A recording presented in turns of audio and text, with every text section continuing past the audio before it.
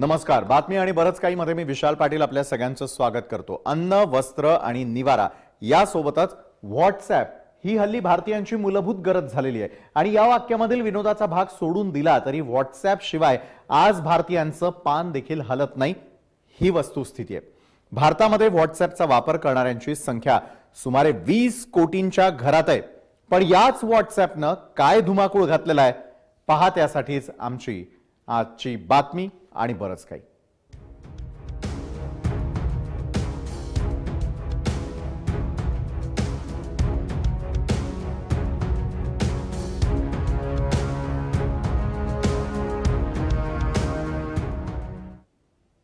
तर व्हॉट्सॲप आणि सोशल मीडियाचा वाढता वापर यामुळे सध्या काय परिस्थिती निर्माण झालेली आहे हे वेगळं सांगण्याची खरं तर गरज नाही.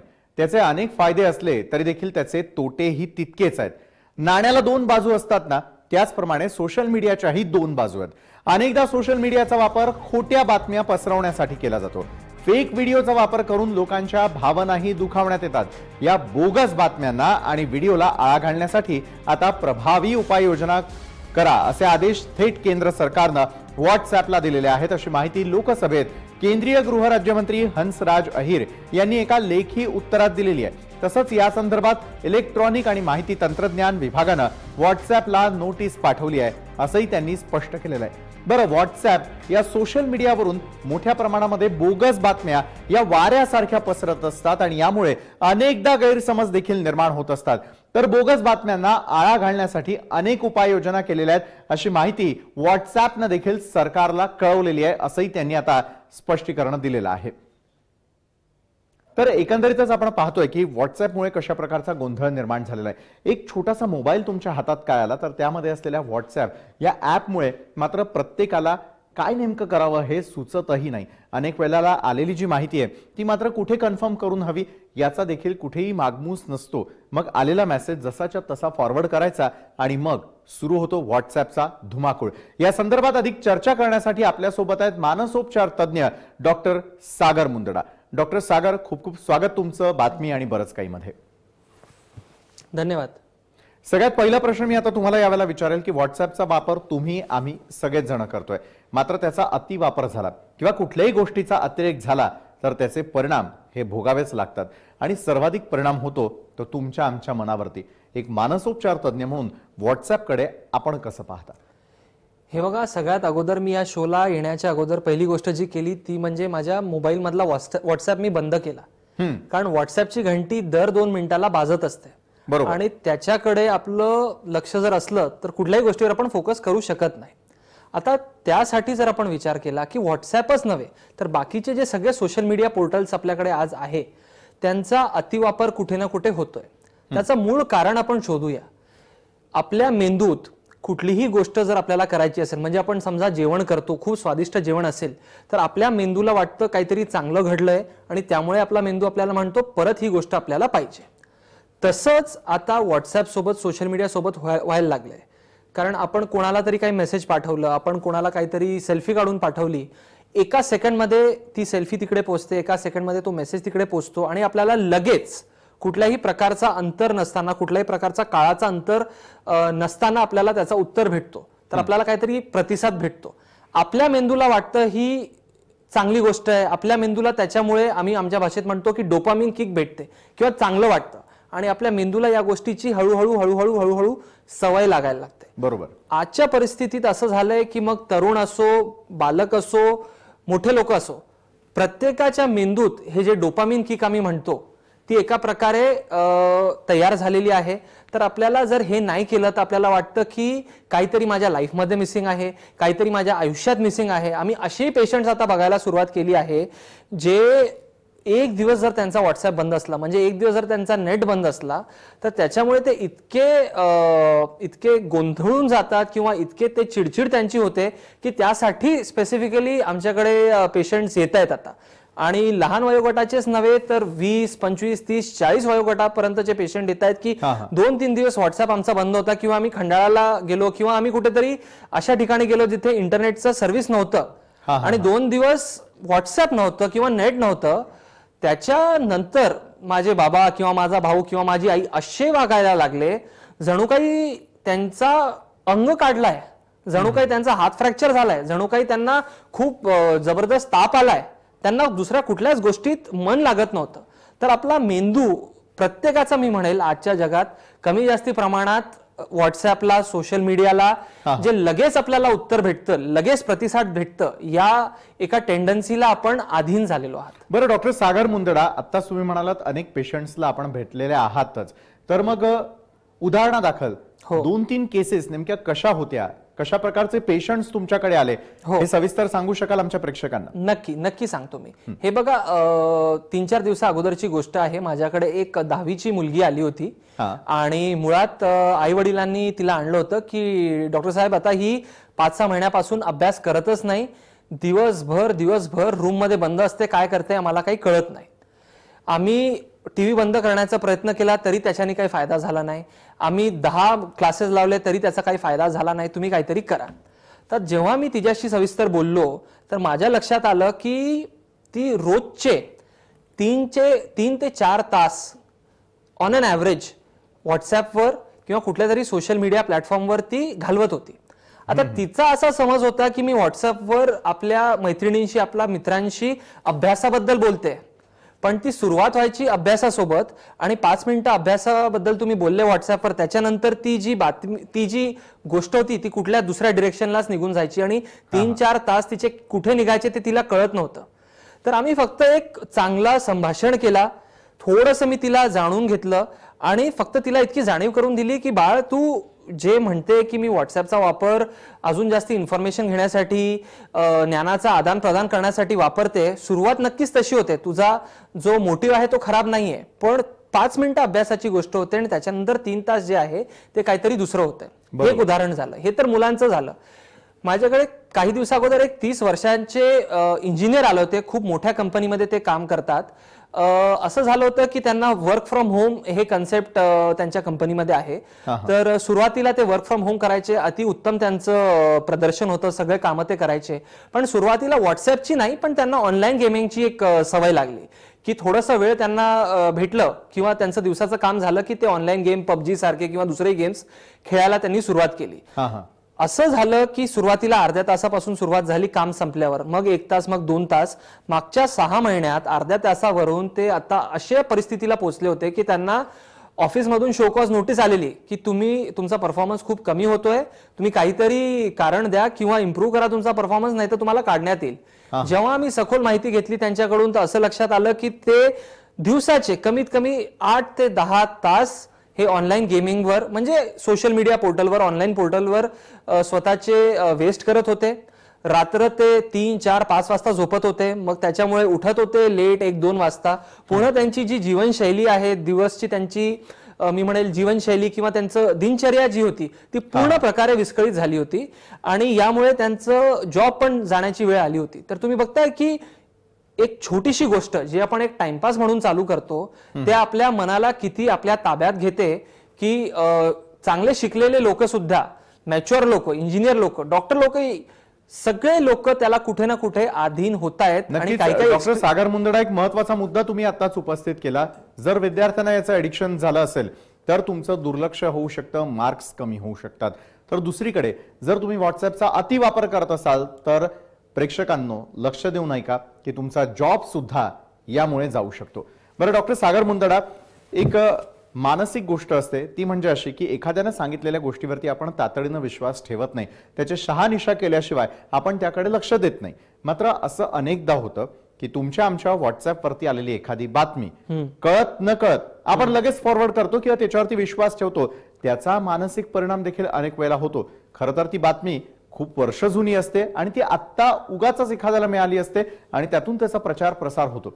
मग अशा गोष्टींचं ऑथेंटिफिकेशन आपलं मन लगेच कसं काय मानतं? व्हॉट्सअपवर इतका विश्वास का ठेवला जातो? खूप सुंदर प्रश्न विचारताय तुम्ही की आपण कुठलीही गोष्ट घ्यायला जातो, आपण भाजीपाला घ्यायला जातो तर आपण 10 वेळेस तिथे निगोसिएशन करतो, आपण 10 वेळेस तिथे तर्क वितर्क करतो. पण व्हॉट्सअपची जेव्हा गोष्ट येते ते आपलं तर्क संपून जातं. त्याचं सगळ्यात मोठं कारण हा आहे की तुम्ही हे नोटीस केलं असेल की जे काही गोष्टी व्हॉट्सअपवर फॉरवर्ड केल्या जातात हे अशा बातमी असतात जे कुठल्या तरी प्रकारचा सेन्सेशनलिझम क्रिएट करतात किंवा तहलका क्रिएट करतात किंवा त्याच्यात काहीतरी खूप वेगळं असं सांगितलं असतं. म्हणजे साध्या बातम्या तुम्ही बघा फॉरवर्ड होत नाही, किंवा चांगले तुम्ही सद्गुण किंवा कुठल्या डॉक्टरनी समजा तुमचं हार्ट चांगलं कसं ठेवायचं याच्यासाठी 10 टिप्स दिले असतील, ते न्यूज जास्ती फॉरवर्ड होत नाही. कुठल्या न्यूज फॉरवर्ड होतात ज्याच्यात कुठला तरी प्रकारचा मसाला आहे, ज्याच्यात कुठल्या तरी प्रकारचं एक शॉक व्हॅल्यू आहे. कारण कुठल्याही माणसाची मानसिकता अशी असते की कुठल्याही गोष्टीत जर शॉक व्हॅल्यू असेल, काहीतरी त्याच्यात वेगळेपणा असेल, काहीतरी त्याच्यात ड्रामॅटिक असेल, जोरदार असेल, तर मनाला असं वाटतं की ते आपण शेअर करावं. दुसरी एक गोष्ट अशी झाली आहे की व्हॉट्सॲपवर तुमची जी प्रसिद्धी आहे किंवा व्हॉट्सॲपवर तुमची जी प्रतिष्ठा आहे, फॉर एक्झाम्पल मी 10 ग्रुप्समध्ये आहे आणि प्रत्येक ग्रुपमध्ये 20 लोक आहे, तर माझी प्रतिष्ठा मला जर त्या ग्रुपमध्ये निर्माण करायची असेल तर मी त्या ग्रुपवर किती ऍक्टिव्ह आहे याच्यावरून ते डिसाईड होतं. आता मी जितकं जास्ती ऍक्टिव्ह राहील तितकं जास्ती माझी प्रतिष्ठा त्या ग्रुपमध्ये, तितकं जास्ती माझं वजन. आता माझं मेंदू काय कम्प्युटर तर नाही की दर क्षणाला त्याला काहीतरी नवीन सुचणार आहे. बरोबर. तर स्वतः विचार करून काहीतरी टाकणे यापेक्षा काहीतरी सेन्सेशनल व्हॉट्सअप आपल्याला भेटतोय त्याला फॉरवर्ड करणं हे जास्ती सोपं असतं. बरोबर आहे. मात्र याला आपण ज्यावेळेला अधीन होत जातो त्यातनं काही गोष्टी समोर येतात. त्या म्हणजे डॉक्टर व्हॉट्सअपच्या फेक पोस्ट ज्या असतात की अमुक एका जातीच्या व्यक्तीनं तमुक एका जातीच्या व्यक्तीला असं केलं, किंवा 2 जातींमध्ये तणाव निर्माण करणाऱ्या अशा प्रकारच्या गोष्टी असतात. अनेक वेळेला अफवा देखील जात असतात. जमावांकडून हत्यांचं लोण जे ते देशभरात पसरलंय. अशा प्रकारचे अनेक व्हिडिओज देखील आपण आजपर्यंत पाहिलेले होते की मुलांना पळवून नेणारी टोळी जी आहे ती आलेली आहे आणि त्यातून अनेकांना नाहक बळी जो आहे तो अनेकांचा गेलेला होता. अनेकांना प्राणही जे आहे ते मुकावे लागलेले होते. किंवा गोवर रुबेला सारख्या लसींमुळे नपुंसकत्व येत असल्याची देखील अफवा पसरलेली होती. याविषयी आपण काय सांगाल? आपलंही ऑब्झर्वेशन असेल. हे बघा, याविषयी मी तुम्हाला एकच गोष्ट सांगतो, आणि हे फक्त व्हॉट्सअप नव्हे तर प्रत्येक ठिकाणी थोडंफार ह्युमन सायकोलॉजी किंवा माणसाची जी मानसिकता असते ती सेम असते. जर कुठलीही नेगेटिव्ह बातमी असेल, नकारात्मक बातमी असेल किंवा ठेस आपल्याला देईल अशा प्रकारची बातमी असते तर ते लोक लवकर विश्वास ठेवतात. बरोबर. फॉर एक्झाम्पल, जर तुम्हाला दिवसभरात 10 लोक भेटत असतील, 10 पैकी 9 तुम्हाला सांगत असेल वाव तुम्ही किती चांगले दिसतायत आज, तर तुम्ही त्या गोष्टीचं इतकं मनावर घेणार नाही. पण 10 पैकी एकाने जर तुम्हाला सांगितलं की आज तू एकदम बेकार दिसतोय, तुमच्या डोक्यात नकारात्मक गोष्ट अगोदर बसतात. हे तुमचं माझं प्रत्येकाचं मानसिकता थोडीफार अशी असतेच. आपलं ह्युमन ब्रेनच तसं आहे की नेगेटिव्ह गोष्ट लवकर डोक्यात बसतात. त्यामुळे जेव्हा नेगेटिव्ह प्रकारचे, नकारात्मक प्रकारचे व्हिडिओ असे व्हायरल केले जातात, लोकांचा विश्वास त्याच्यात जास्ती बसतो आणि लोक पटपट ते त्या गोष्टीला पसरवतात. दुसरी गोष्ट, व्हॉट्सअपमुळे असं झालंय आणि हाय स्पीड इंटरनेटमुळे असं झालंय की तुम्हाला ती गोष्ट स्प्रेड करण्यासाठी कुठल्याही प्रकारचा कष्ट घ्यायला लागत नाही, आर्थिक कष्ट नाही, तुम्हाला एका ठिकाणून दुसऱ्या ठिकाणी जाण्याची गरज नाही, तर खूप सोप्या रीतीने झालंय. फक्त तुम्हाला एक बटन क्लिक करायचंय. त्यामुळे आपण इतका पण कष्ट घेत नाही की आपण 2 मिनिटं विचार करून जरा तर्क लावावा की हे खरं आहे, खोटं आहे, खरं असू शकतं, खोटं असू शकतं, याला पुढे केल्यावर काय दुष्परिणाम होऊ शकतात. ही जी क्षमता आहे ना, ही कुठे ना कुठे आपल्या या मी म्हणेल जनरेशनमध्ये कमी होत चालली आहे. कारण आपला जनरेशन जो आहे, आमच्या मेडिकल भाषेत आम्ही म्हणतो इन्स्टंट ग्रॅटिफिकेशनचा जनरेशन आहे. म्हणजे कुठलीही गोष्ट आपण क्लिक केली गुगलवर जाऊन की 2 मिनिटात मला त्याचं उत्तर भेटलंच पाहिजे, अशा प्रकारचं जनरेशन आहे. आणि आज सगळे तसे झाले की मला पिक्चरला जायचंय, मी 2 मिनिटावर ऍपवर जाईल, बघेल सीट बुकिंग काय. मला रेस्टॉरंटला जायचं, मी 2 मिनिटात बघेल. मला पार्लरला जायचंय, मी 2 मिनिटात जाईल, गुगलवर मी बघेन काय परिस्थिती आहे. यामुळे जी एक सहनशक्ती असते, संवेदनशीलता असते किंवा कुठल्याही गोष्टीवर विचार करून निर्णय घेण्याची जी एक क्षमता असते, ते कुठे ना कुठे प्रत्येकात आज जो कोणी माणूस सोशल मीडिया किंवा इंटरनेट वापरतो त्याच्यात कमी होत चालली आहे. खरोखरच आहे. या आणि अशाच अनेक ज्या गोष्टी आहेत त्यावरती आपण चर्चा करणार आहोत डॉक्टर मुंदडा यांच्यासोबत. मात्र तत्पूर्वी इथे वेळ झाली एका छोट्याशा ब्रेकची. कुठेही जाऊ नका, पाहत रहा बातमी आणि बरंच काही.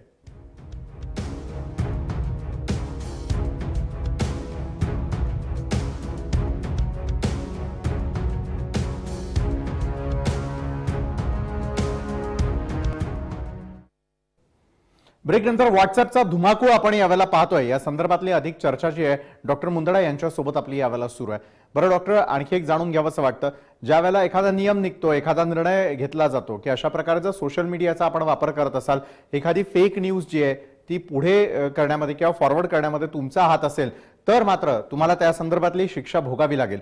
म्हणजेच काय की एका तिराईकाकडून तुमच्यावरती लक्ष ठेवण्यात येणार आहे इथपर्यंत आपण त्याचं ॲडिक्शन झालेलं आहे हे आता मान्य करण्याची वेळ आलेली आहे. कारण यापूर्वी आपल्या मनाचा कंट्रोल असणंच खूप महत्त्वाची आणि मोठी गोष्ट असायची.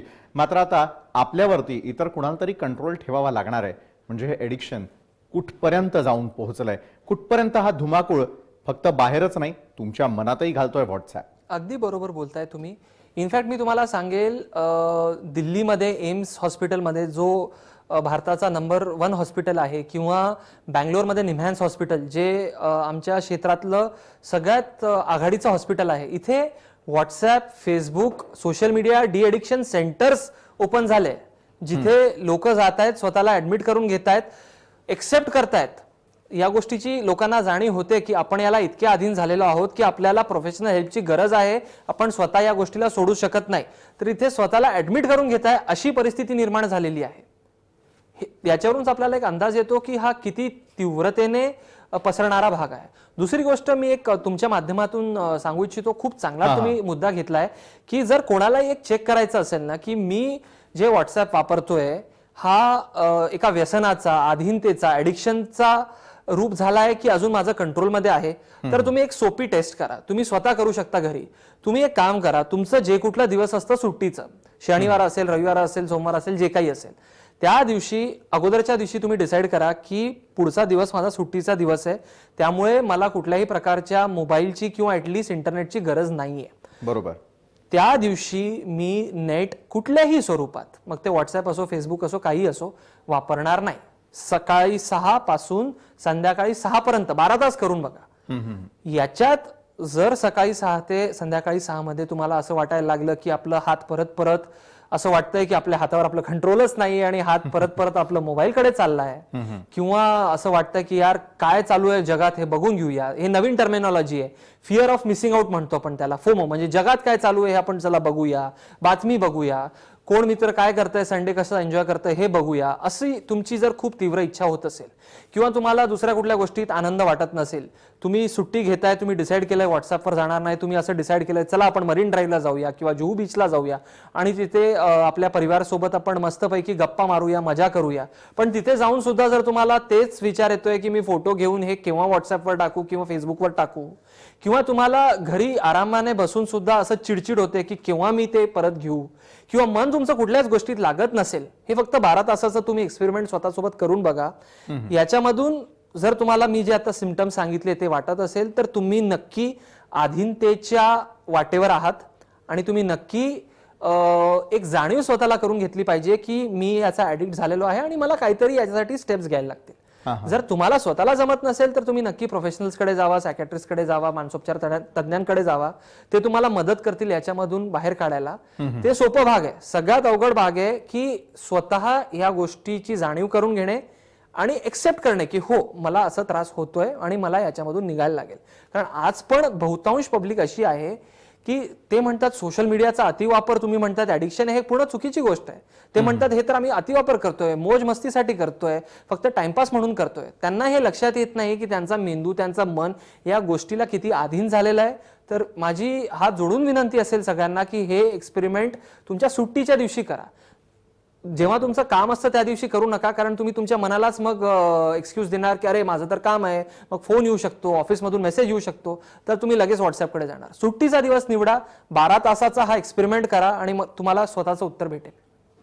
बरं डॉक्टर सागर, अनेक वेळेला मात्र आपल्याला एक आणखी भीती सतावत असते.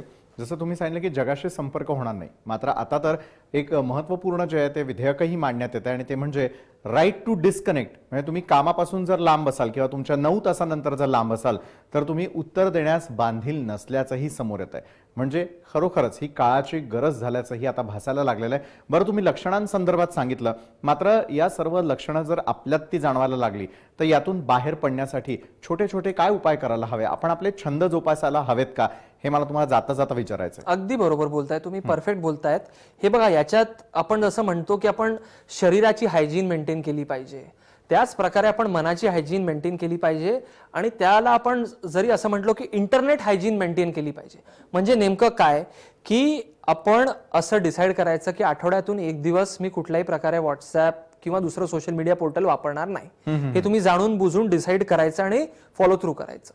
दुसरी गोष्ट, रोज 1 तास तुम्ही डिनर टेबल असेल मग किंवा लंच टेबल असेल तेव्हा डिसाईड करा, तुम्ही नेम ठेवा की आम्ही 4 लोक घरचे एकमेकांसोबत बसू, आमचे मोबाईल कुठेतरी कुलूप लावून ठेवलेले असतील आणि त्या कुलूपची चावी आम्ही फेकून देऊ कुठेतरी. 1 तास आम्ही फक्त एकमेकांशी बोलणार. रोजचा हा 1 तासाचा आमचा प्रोग्राम असणार. तिसरी गोष्ट, व्हॉट्सअप आणि सोशल मीडिया इतके प्रचलित का होत आहेत, कारण त्याच्यामधून आपल्याला किक भेटते. आपण मेसेज पाठवला लगेच आपल्याला मेसेज येतो, ते आपल्या मेंदूला वाटतं, जसं मी म्हटलं डोपामिन किक भेटते, चांगलं वाटतं. तर व्हॉट्सअप कमी करून तुमचे जे छंद आहे, तुम्हाला आवडणाऱ्या गोष्टी आहे, जे अगोदर तुमच्या बालपणी असतील, क्रिकेट असतील, फुटबॉल असेल, सिंगिंग असेल, वाचन असेल, जे काही असेल, आवडीची गोष्ट मात्र करा. तर व्हॉट्सअपला रिप्लेस करून असं करू नका की तुम्ही जर स्टुडंट आहात, तुम्ही व्हॉट्सअप वापरणार नाही आणि त्यावेळेस तुम्ही पालक म्हणून मुलाला सांगणार तो अभ्यास कर, ते कधीच सक्सेसफुल होणार नाही. व्हॉट्सअप एक आवडणारी गोष्ट आहे मुलांना, तर ते तुम्हाला जर थांबवायची असेल तर दुसरी एखादी आवडणारी गोष्टच त्यांना द्यायला लागेल, ज्याच्यामुळे त्यांच्या मनाला चांगलं वाटतं. ते पर्सन टू पर्सन माणसावर डिपेंड करतं त्याला कुठल्या गोष्टीत छंद आहे, पण ते नक्की जोपासलं पाहिजे.